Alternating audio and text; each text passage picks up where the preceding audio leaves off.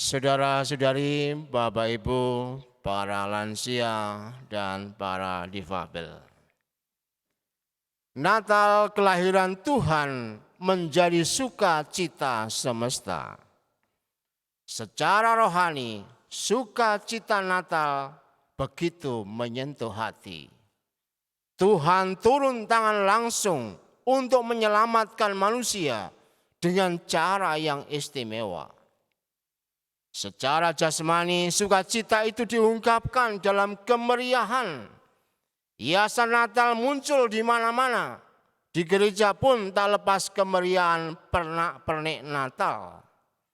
Semua itu bikin mata kita tercuci dan hati kita menjadi terkesan. Namun di balik semua kemeriahan itu, marilah pada sore hari ini kita mengheningkan diri sejenak dengan hati yang bening. Sebab sukacita itu adalah hasil. Sementara esensi Natal adalah tentang perbuatan Allah. Untuk itu mari kita melihatnya dalam 3 titik berikut. Yang pertama, Natal tindakan cinta atas kejahatan. Dalam surat kepada orang Ibrani yang terdengar tadi ditulis demikian. Berulang kali dan dalam pelbagai cara Allah menyatakan dirinya lewat para nabi. Apa arti kata-kata ini? Manusia itu rupanya susah diatur. Apalagi kalau sudah mulai tua.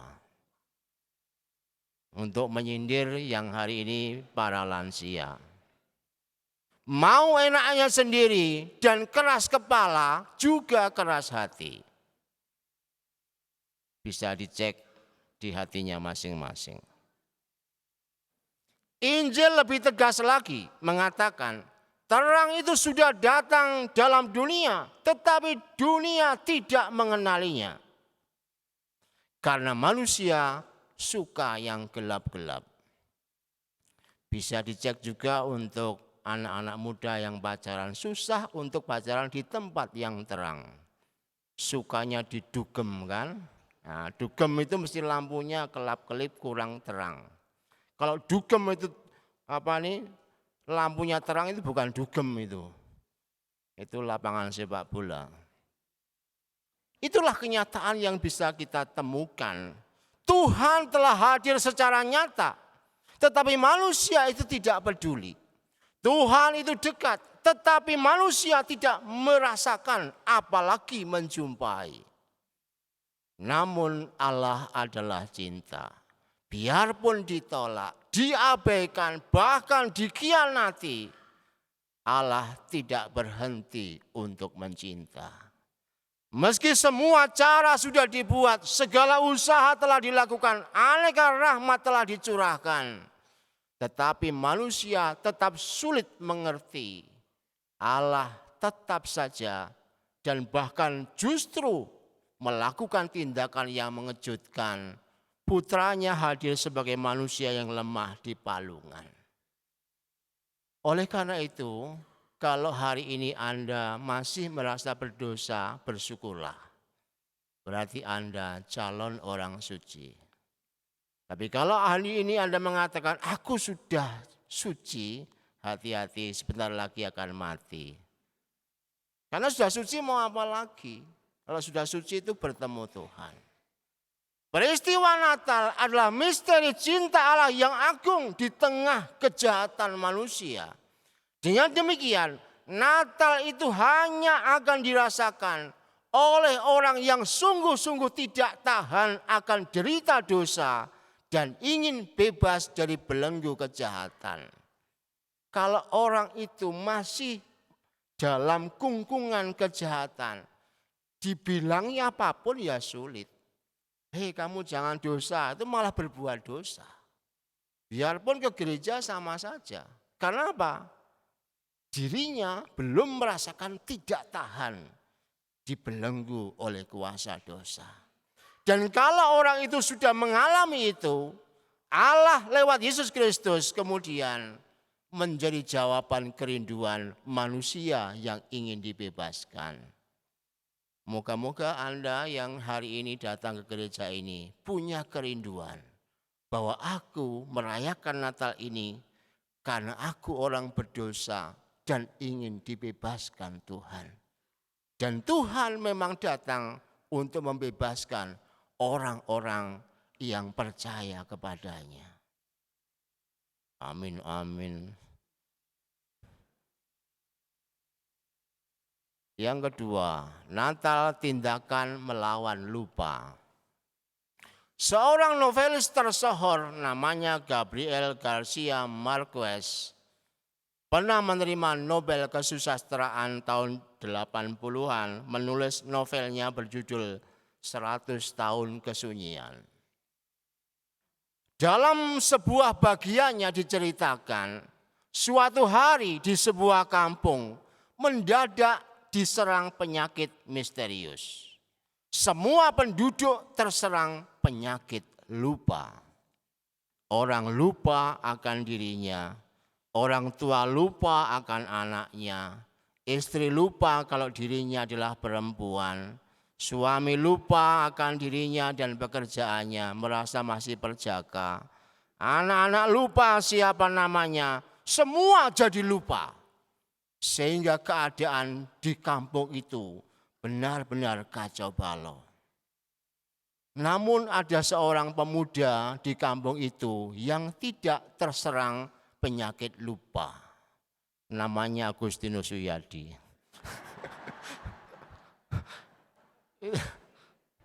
Itu ceritanya begitu ya. Apa yang kemudian dilakukan? Ia dengan tekun mengajari dan menunjukkan siapa orang tuanya. Ibu-ibu diajari bagaimana mengatur rumah dan memasak di dapur. Para suami juga diajari bekerja dan kemudian ditunjukkan tentang anak-anaknya. Ingatan mereka karena seorang pemuda tadi pelan-pelan dipulihkan kembali.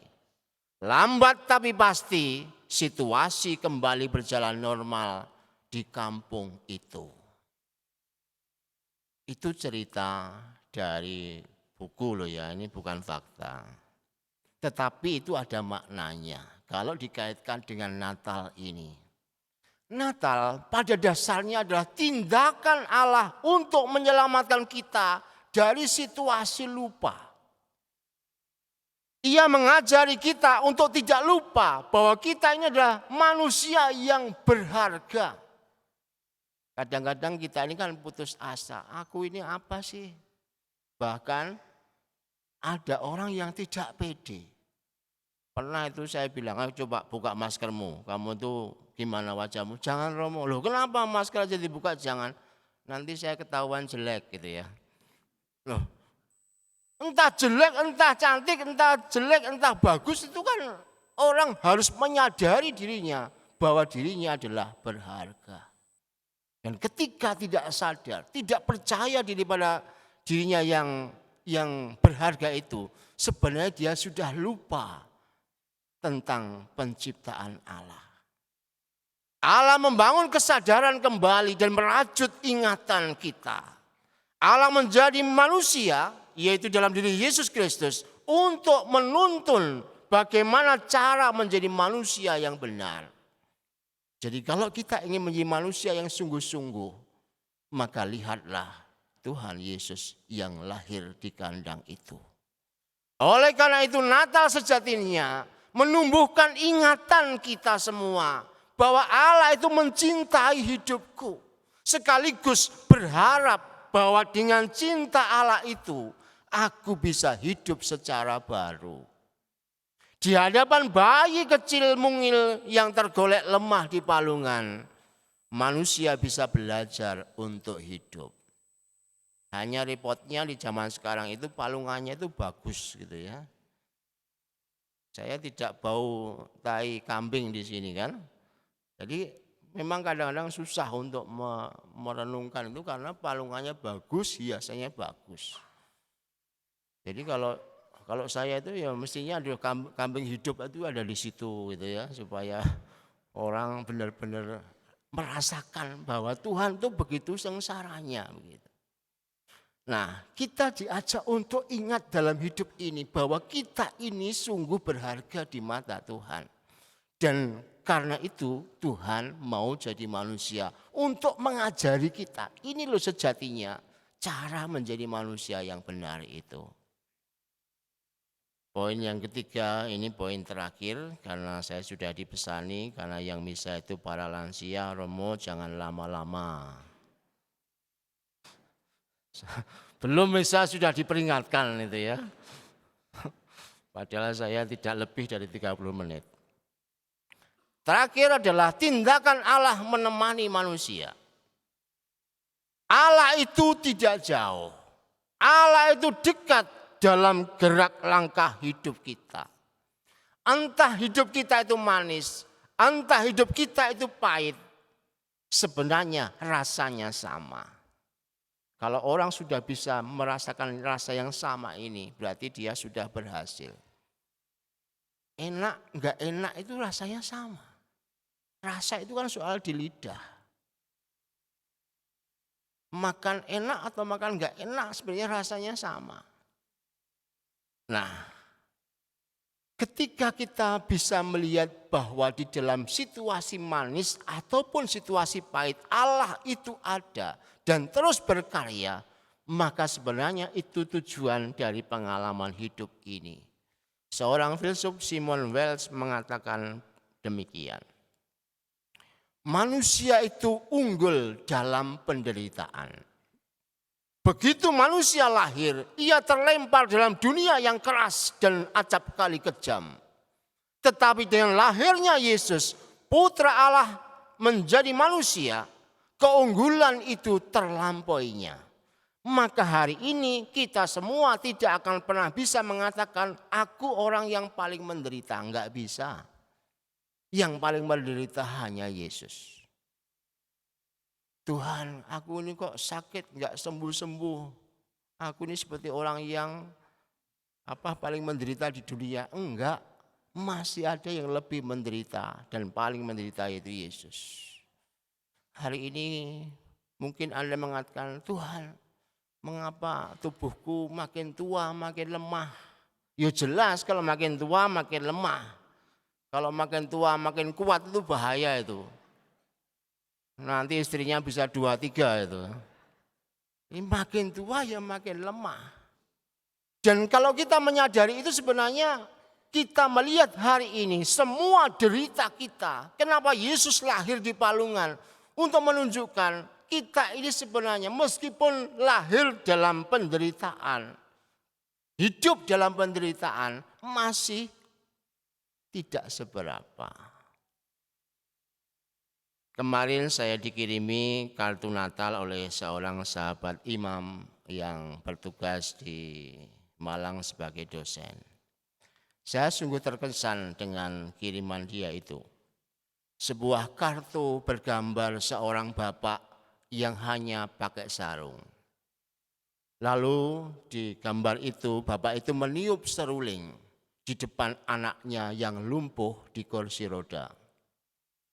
Anak itu tampak ceria mendengarkan seruling dari bapaknya.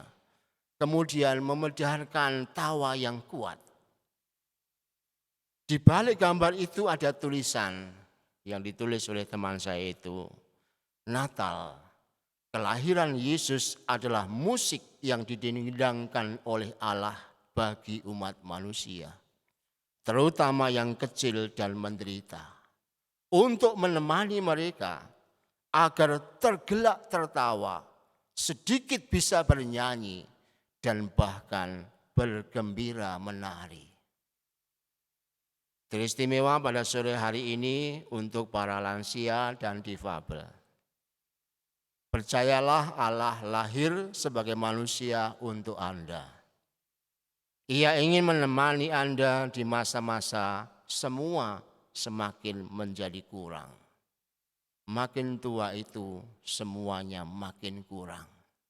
Rambutnya berkurang, giginya berkurang, tenaganya berkurang, jalannya tidak selebar waktu muda, mulai berkurang. Kemudian tubuhnya juga berkurang. Itu saya alami loh, saya sudah tua juga. Saya ukur beberapa tahun lalu itu tinggi saya 165. Tiba-tiba saya ukur kembali, kok nyusut menjadi 159. Kemana yang 6 senti itu? Saya kemudian berpikir, oh iya saya sudah semakin tua ini.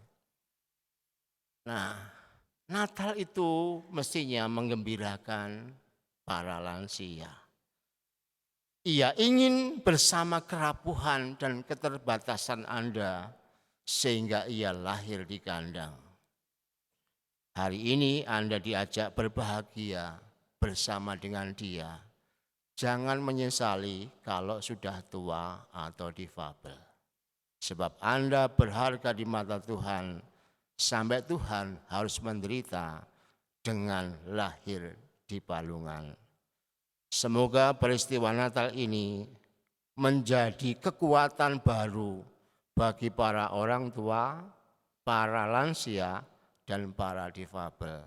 Sungguh ia hadir untuk Anda. Tuhan memberkati.